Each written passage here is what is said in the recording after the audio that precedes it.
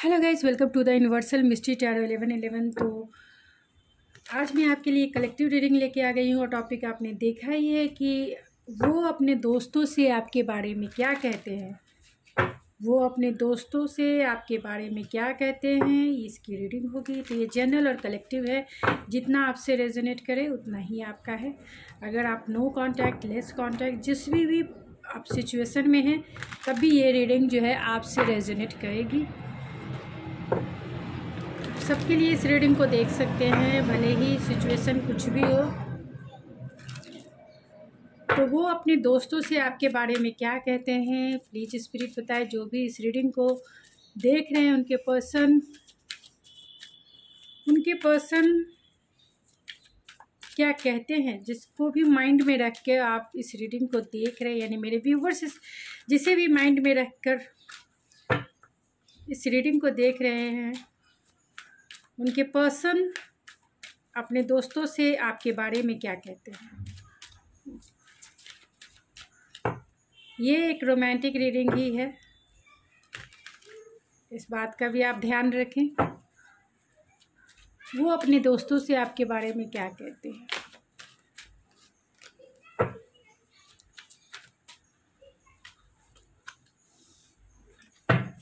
Eight of pentacle,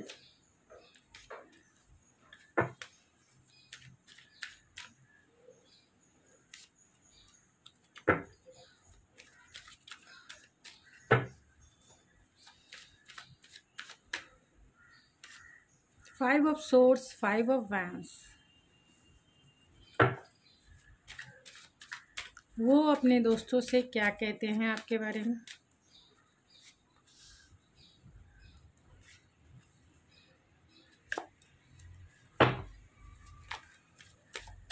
वो अपने दोस्तों से आपके बारे में क्या कहते हैं। मैं कुछ कार्ड्स को क्लेरिफाई कर लेती हूँ। फाइव ऑफ सोर्ड्स के कार्ड को क्लेरिफाई करें स्पिरिट। फाइव ऑफ वैंड्स के कार्ड को क्लेरिफाई करें स्पिरिट।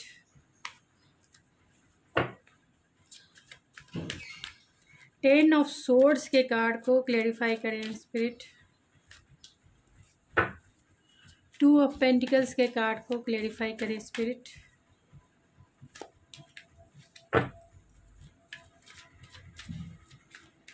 हाई प्रिस्टेस के कार्ड को क्लेरिफाई करें स्पिरिट।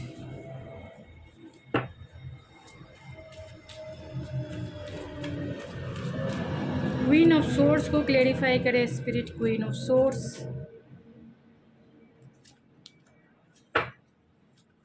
Queen of swords.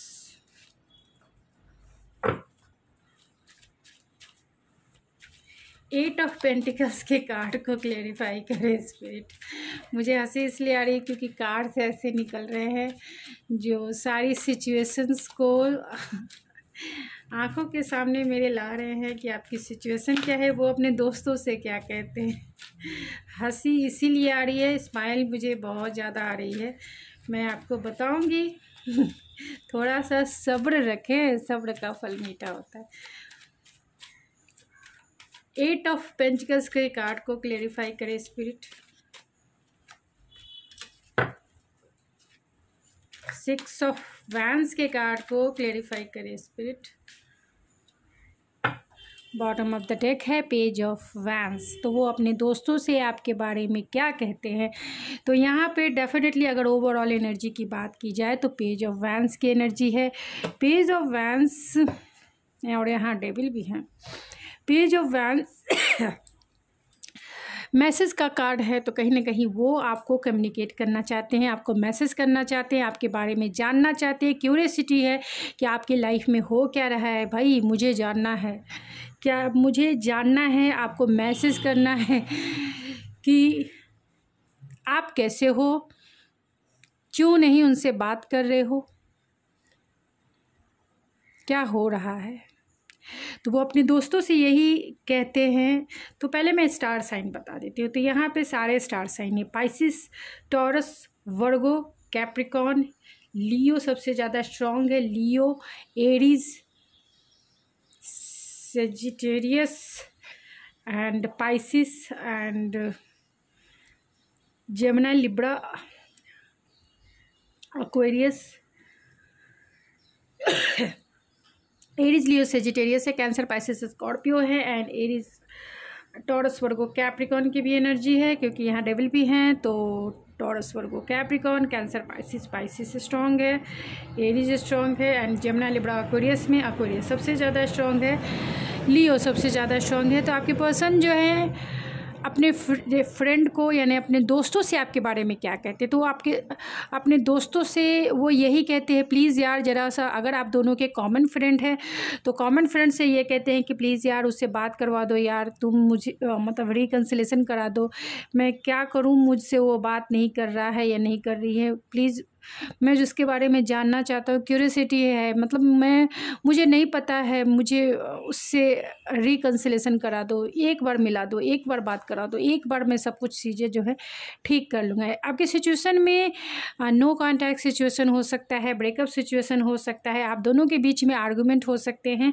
आप दोनों के बीच में कॉन्फ्लिक्ट हो सकता है, आप दोनों के बीच में जेलसी कहीं ना कहीं इन्वॉल्व है, दूसरे लोगों का इन्फ्लुएंस इन्वॉल्व हो सकता है। तो आपके पर्सन दूसरे लोगों यानी आपके अपने फ्रेंड से वही कहते हैं कि अरे यार मैं उससे शादी करना चाहता हूँ, उसके साथ फैमिली बनाना चाहता हूँ, उसके साथ कमिटमेंट देखता हूँ, लेकिन उसे मनाना मतलब उसे मनाना जो है बहुत मुश्किल है, या शादी करना बहुत मुश्किल है, क्योंकि इसलिए मुश्किल है क्योंकि इस रिलेशनशिप में बहुत हार्ड वर्क करने पड़ेंगे, इस रिलेशनशिप में बहुत काम करना पड़ेगा, लेकिन मैं तैयार हूँ। अगर मैं पास्ट में तैयार नहीं था, लेकिन मैं इस बार तैयार हूँ, उसी के साथ मैरिज करना चाहता हूँ, उसी के साथ शादी करना चाहता हूँ, क्योंकि आप उनकी लाइफ की विश फुलफिलमेंट है, आपके साथ वो विक्टोरियस फील करना चाहते हैं। तो वो अपने दोस्तों से यही कहते हैं कि प्लीज़ मैं उसके साथ मैं उसे जीतना चाहता हूँ, मैं उसे पाना चाहता हूँ, क्योंकि उसके जैसा कोई नहीं, उसकी जैसी कोई नहीं, उसने मेरे दिल को छुआ है यार, उसने मुझे सोल लेवल की हैप्पीनेस फील कराई, जैसा मैंने कभी सपनों में देखा था ये बिल्कुल वैसी ही है, मैं उसे पाना चाहता हूँ, मैं उसका हस्बैंड और वाइफ बनना चाहता हूँ, क्योंकि मैं घोड़े पे चढ़ के अपनी दुल्हनिया लाना चाहता हूँ, मैं दिलवाले दुल्हनिया ले जाऊँगा, तो मैं उसे बारातियों के साथ अपने घर लेके आना चाहता हूँ, या फिर मैं उसे पाना चाहता हूँ यार। लेकिन मेरी ईगो की वजह से कहीं ना कहीं हम दोनों के बीच में प्रॉब्लम क्रिएट हो गई, और वो प्रॉब्लम जो है उस प्रॉब्लम की वजह से कहीं ना कहीं मैं अब बहुत डरता हूँ कमिटमेंट को लेकर। उसने मुझसे कमिटमेंट मांगा था, यानी वो अपने दोस्तों से कहते हैं कि उसने मुझसे कमिटमेंट मांगा था, लेकिन मैंने कमिटमेंट नहीं दिया, क्योंकि मैं बहुत काम में बिज़ी रहता हूँ, मैं इतना टाइम और एनर्जी इस रिलेशनशिप में नहीं दे पाया, जबकि मैं उसके साथ फैमिली चाहता हूँ, मैं उसके साथ बच्चे चाहता हूँ, मैं उसके साथ एक हैप्पी मैरिड लाइफ चाहता हूँ, लेकिन काम भी मेरे लिए इतना ही इम्पोर्टेंट है। काम भी कहीं ना कहीं मेरे स्टेबिलिटी को इंडिकेट करता है, यानी कि कहीं ना कहीं काम फाइनेंशियल स्टेबिलिटी भी मैं चाहता हूँ। तो काम मेरे बीच में आ रहा था, हम दोनों के बीच में कहीं ना कहीं मेरा वर्कोलिक होना भी हो रहा था, यानी कि मैं बहुत ज़्यादा वर्कोलिक हो रहा था, और यही वजह है कि हम दोनों के बीच में टाइम और एनर्जी को लेके कॉन्फ्लिक्ट हो गई। यानी हम दोनों के बीच में वो जब मुझे टाइम होता था तो वो मुझसे बात नहीं करती थी या बात नहीं करता था, और जब उसके पास टाइम होता था तो मैं नहीं बात करता था, क्योंकि हम दोनों के बीच में कहीं ना कहीं टाइम का इशू था, कहीं ना कहीं काम का इशू था, जिसके वजह से हम दोनों की जो क्लियर कॉन्वर्सेशन है वो नहीं हो पाई, यानी कि बात नहीं हो पाई, और यही हम दोनों के बीच में नो कांटेक्ट का सबसे बड़ा रीज़न बना। यही हम दोनों के बीच में कहीं ना कहीं एंडिंग का रीज़न बना, क्योंकि मैं उसके लिए उतना टाइम और एनर्जी नहीं निकाल पाया जितना मुझे देना चाहिए था, और इसके पीछे कहीं ना कहीं मेरा वर्कोलिक होना था, मेरा खुद के अपने काम, खुद के ऊपर अपने करियर के ऊपर ध्यान देना था, जिसकी वजह से वो नाराज़ हो गया या नाराज़ हो गई, और उसने मुझसे फ़ाइट की। मैं एनर्जी रीड कर रही हूँ, मैं जेंडर स्पेसिफिक रीडिंग नहीं है, तो जैसा मुझसे हो पा रहा है मैं वैसी रीडिंग कर रही हूँ जिससे आपको अच्छे से अंडरस्टैंड हो पाए। तो वो अपने दोस्तों से यही कहते हैं कि अरे यार कॉन्फ्लिक्टेड हमारा रिलेशनशिप कहीं ना कहीं कम्युनिकेशन को लेकर ही हुआ, क्योंकि मैं उतना टाइम और अपना एनर्जी जो है नहीं दे पा रहा था। उससे बातें करने का मेरे पास टाइम नहीं होता था। वो उस समय कॉल करता था, वो उस समय कॉल करती थी जिस समय ऑलरेडी मैं बिज़ी रहता था, और जिसकी वजह से कहीं ना कहीं वो मुझसे नाराज़ हो गई। और वो मुझसे, हो सकता है कि उसके फ्रेंड ने उसको थोड़ा सा भड़काया हो, ये किया हो सकता है कि वो किसी के इन्फ्लुएंस में आ गए और उसने मुझसे झगड़ा किया, और उसी टाइम से वो मुझे छोड़कर चली गई है या चला गया है। उसी टाइम से हम दोनों की वो बातें नहीं हो पाई, वो सब कुछ ख़त्म हो गया। मतलब उसी टाइम से जब हम दोनों ने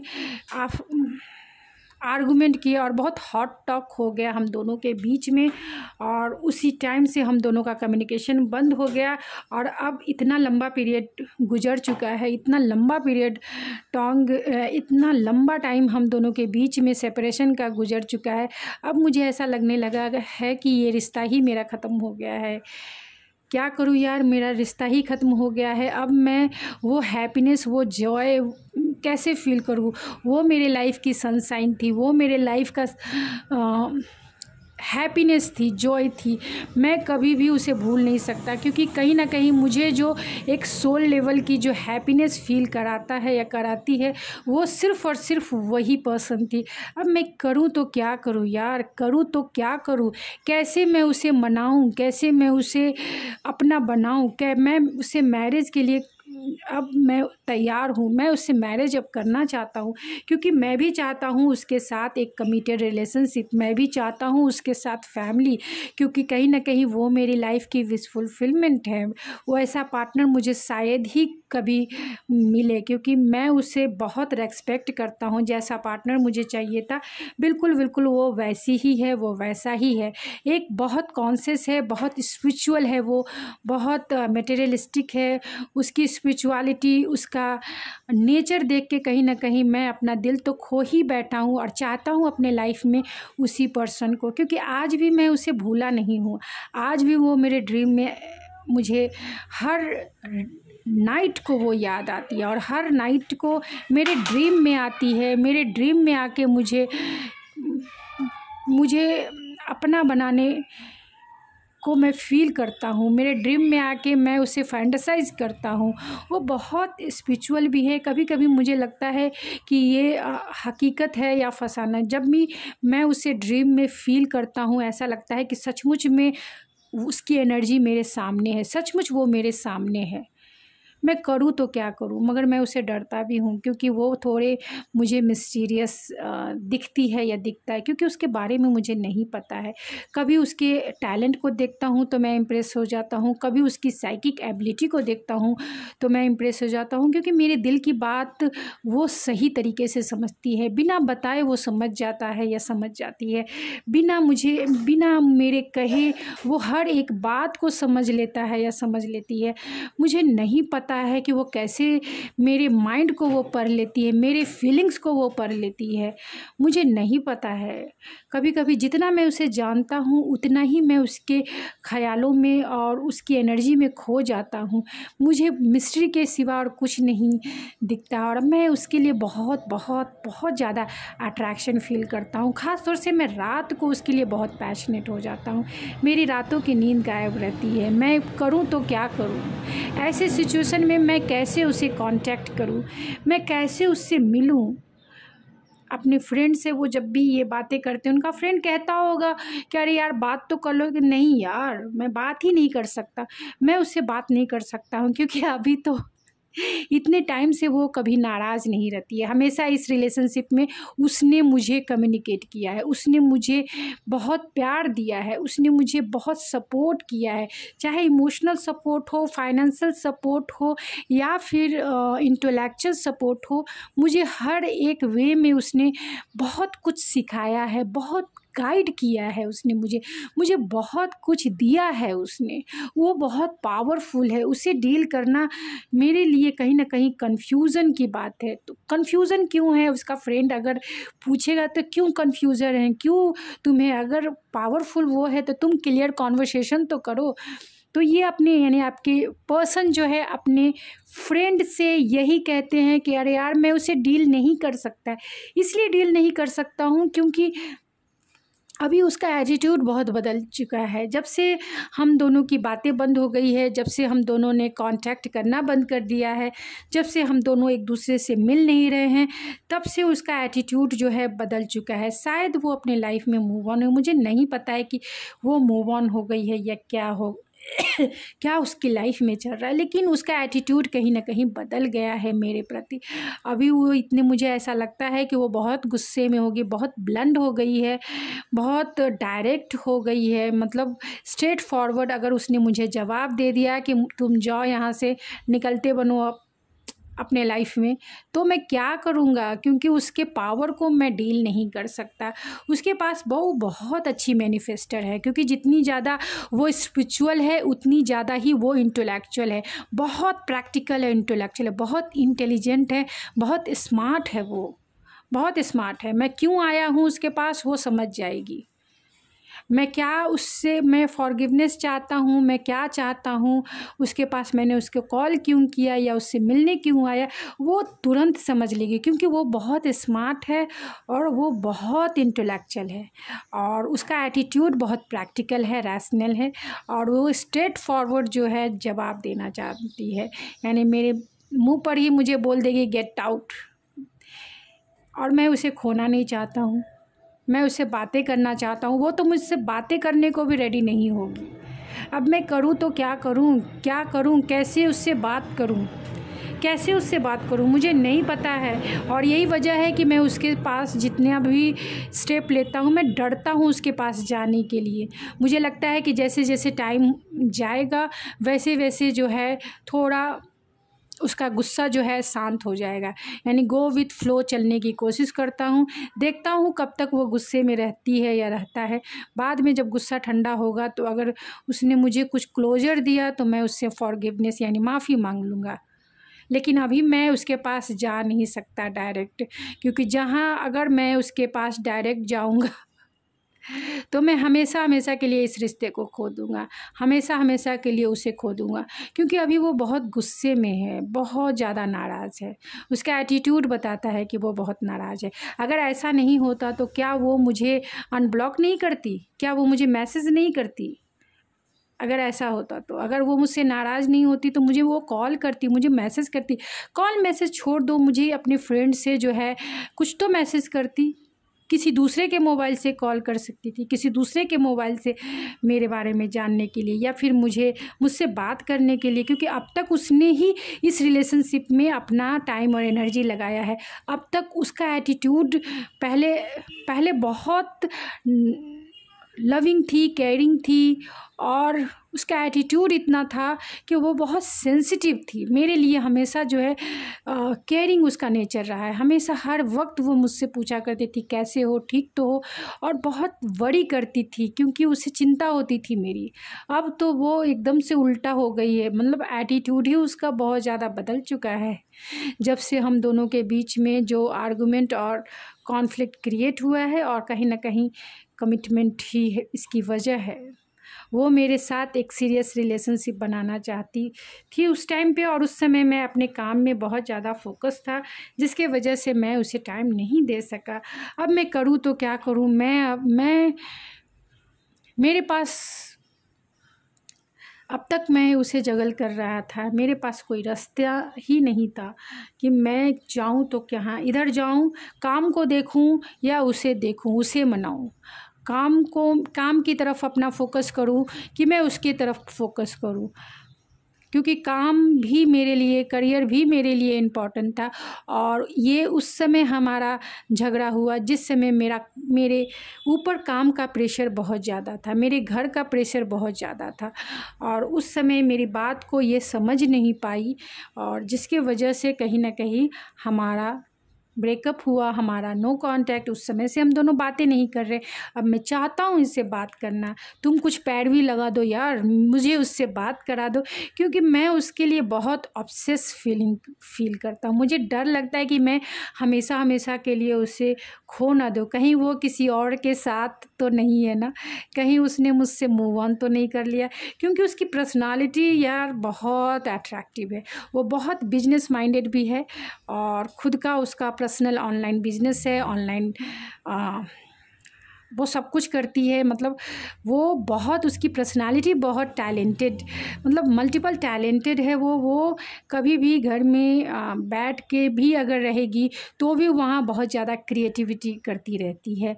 मतलब उसका एटीट्यूड देखकर, उसका नेचर बहुत एम्बिशियस है, बहुत एम्बिशियस उसका नेचर है और मैं उसे पाना चाहता हूँ क्योंकि अट्रैक्शन फ़ील करता हूँ। और मैं क्या, जो भी उससे लोग देखते हैं उसकी तरफ अट्रैक्ट होते हैं, क्योंकि बहुत सारे लोगों से वो बात भी करती है, बहुत सारे लोगों के साथ उसका रिलेशनशिप अच्छा है, चाहे वो कोई भी हो, चाहे उसके फ्रेंड सर्कल हो और चाहे वो उसके रिलेशन में हो, सभी का उसके साथ जो रिलेशनशिप है अच्छा है। सब लोग उससे बातें करना चाहते हैं, सब लोग उसकी तरफ इजी वे में अट्रैक्ट होते हैं, क्योंकि वो बहुत एम्बिशियस है, बहुत एम्बिशियस है, बहुत टैलेंटेड है एंड एक्शन ओरिएंटेड है। अब तक इस रिलेशनशिप में उसने जो भी कुछ किया है, मैं उसके हर एक पल को प्रति जो है अट्रैक्ट हुआ हूँ, मैं उसके प्रति बहुत अट्रैक्ट हुआ हूँ, उसकी ब्यूटी की तरफ अट्रैक्ट हुआ हूँ, उसके टैलेंट की तरफ अट्रैक्ट हुआ हूँ, उसके एम्बिशियस नेचर की तरफ अट्रैक्ट हुआ हूँ, उसके डाउन टू अर्थ रहने, यानी कि उसका बिजनेस माइंडेड तो है ही वो, एंड साथ में साथ वो अच्छी गाइडर भी है। अगर उसके साथ कोई प्रोजेक्ट किया जाए तो सचमुच में वो उसे अचीव कर लेगी, क्योंकि उसके पास है इतनी क्रिएटिविटी, उसके पास है वो इतनी मैं उसके हर एक टैलेंट को सैल्यूट करता हूँ, मैं उसके हर एक एक्शन को सैल्यूट करता हूँ, क्योंकि वो बहुत फायरी है। स्पार्क तो मैं इतना फील करता हूँ उसकी बॉडी को देखकर, उसकी सेंसुअलिटी को देखकर, सेंसुअल बातें भी वो मुझसे करती थी तो मैं उसकी तरफ अट्रैक्शन फील करता हूँ। वो बहुत अट्रैक्ट, उसके जैसा कोई नहीं, वो बहुत यूनिक है यार, बहुत यूनिक है और इसके लिए मैं उसके लिए ऑब्सेस फील करता हूँ। उसके बिना मुझे नहीं लगता है कि मुझे कोई संभाल सकता है या फिर मुझे कोई कंट्रोल कर सकता है, क्योंकि जैसी वो है वैसा मैं हूँ, जैसी उसकी पर्सनालिटी है वैसे ही मैं भी वैसा ही हूँ। मुझे कभी कभी लगता है कि ये मेरे ही सोल का हाफ पार्ट है, मैं ही अपने आप को रिप्रेजेंट करता हूँ। और चाहे वो एम्बिशन के मामले में हो, टैलेंट के मामले में हो, क्रिएटिविटी के मामले में हो, सेंसुअलिटी के मामले में हो, प्रैक्टिकलिटी के मामले में हो, मुझे ऐसा लगता है कि वो मेरा मिरर सोल है। हम दोनों का कोई कनेक्शन, डिवाइन कनेक्शन है या कुछ तो पास्ट लाइफ कनेक्शन है हम दोनों के बीच में, और इसके लिए मैं उसके प्रति जो है ऑब्सेस हूँ। मैं उससे खोना नहीं चाहता हूँ किसी भी कीमत पे। कुछ भी कर लो यार, मुझे मिला दो। अगर उसे लगता है कि मैं मैं अपनी वाइफ बनाऊँ, उसके साथ मैं लॉन्ग टर्म चलूँ, तो ठीक है, मुझे चलने को रेडी हूँ। मैं उससे मैरिज करना चाहता हूँ, मैं हायर कमिटमेंट में आना चाहता हूँ, मैं उसे अपनी वाइफ बनाना चाहता हूँ, मैं हायर कमिटमेंट देने को तैयार हूँ। मुझे किसी भी तरीके से मुझे ये चाहिए, मैं इसके बिना नहीं जी सकता। करूँ क्या करूँ, मैं इस रिलेशनशिप को नहीं छोड़ सकता हूँ, चाहे कुछ भी हो जाए, जीवन के अंत तक मैं इस रिलेशनशिप को और इसे नहीं छोड़ सकता। इसे मैं अपनी जीवन में रखना चाहता हूँ, और इसके लिए अगर हैंग्ड रहना पड़े, मुझे स्ट्रक रहना पड़े, बातें नहीं करनी हो इससे, लेकिन मैं नहीं करूँगा, लेकिन फिर भी मैं इसे अपनी लाइफ में रखना चाहता हूँ। मैंने अपना प्रोस्पेक्टिव चेंज किया है। अगर ये मेरे साथ एक सीरियस रिलेशनशिप में जाना चाहती है, कमिटमेंट चाहती है, लॉन्ग टर्म चलना चाहती है, तो मैं इसके साथ लॉन्ग टर्म चलना चाहता हूँ, मैरिज करना चाहता हूँ, कमिटमेंट देना चाहता हूँ, सब कुछ करना चाहता हूँ। इसके लिए इसके रंग में मैं रंग जाना चाहता हूँ, लेकिन मुझे नहीं पता है कि इसकी दिल की फीलिंग क्या है। ये क्या सोचती है मेरे लिए, क्या सोचती है, क्या वो अभी भी मेरे लिए वही फीलिंग्स है इसकी? मुझे इसका रास्ता नहीं पता है कि उसके मन में क्या चल रहा है, उसके इंटेंशन क्या है मेरे लिए, मुझे नहीं पता है। मैं बहुत डाउट में हूँ, बहुत फियरफुल हूँ कि कहीं मैं इसे खो ना दूँ हमेशा हमेशा के लिए। बहुत, अब तो डिवाइन ही हम दोनों की हेल्प करे। अब किस्मत पर मैंने सब कुछ छोड़ दिया है, डिवाइन टाइमिंग पे मैंने सब कुछ छोड़ दिया है कि डिवाइन अब जब चाहेंगे तभी हम दोनों का मिलन होगा, डिवाइन जब चाहेंगे तभी हम दोनों मिलेंगे। डिवाइन टाइमिंग पे मैंने सब सरेंडर कर दिया है कि जब डिवाइन टाइमिंग होगा तब पैशनेट स्टार्ट ज़रूर होगा, चाहे वो मेरी तरफ से हो चाहे वो उसकी तरफ से हो। अगर भगवान की मर्जी रही, डिवाइन की मर्जी रही, यूनिवर्स की मर्जी रही तो वो मेरे साथ पैशनेट स्टार्ट ज़रूर करेगी। अगर वो मेरी है तो वो मेरी ही रहेगी और मैं उसका इंतज़ार करूँगा हर एक दम तक, हर एक वे में। मैं उसके साथ एक रोमांटिक रिलेशनशिप बनाने के लिए मैं उस डिवाइन टाइमिंग का इंतज़ार करूँगा, उस शुरुआत की इंतज़ार करूँगा। जितना टाइम लगना है लगने दो। मैं उस भगवान पे, उस हायर पावर पे बिलीव करता हूँ कि वो मेरे दिल की इम्पल्सिवनेस को समझे, मेरे बर्डन को समझे। भगवान डिवाइन मेरी हेल्प करे कि वो मेरे इस बर्डन को समझे कि मैं क्या फ़ील कर रहा हूँ, कितना मैं इम्पल्सिव हूँ उसके लिए, कितना मुझे जिया भी नहीं जा रहा है। मैं ये एक एक पल कैसे काट रहा हूँ ये मुझे ही पता है और उस गॉड को पता है, उस डिवाइन को पता है। शायद टाइम अभी मेरे फेवर में नहीं है, लेकिन फिर भी मैं सिचुएशन को लेकर, डिवाइन को लेकर और अपने पार्टनर को लेकर मैं होपफुल हूँ, ऑप्टिमिस्टिक हूँ। इसलिए हूँ कि सब्र का फल मीठा ज़रूर मिलेगा, आज नहीं तो कल ज़रूर मिलेगा। विक्ट्री तो मेरी ही होगी। इसके लिए मैं जितना वेट करना है मैं इंतज़ार करूँगा, मैं इंतज़ार करूँगा।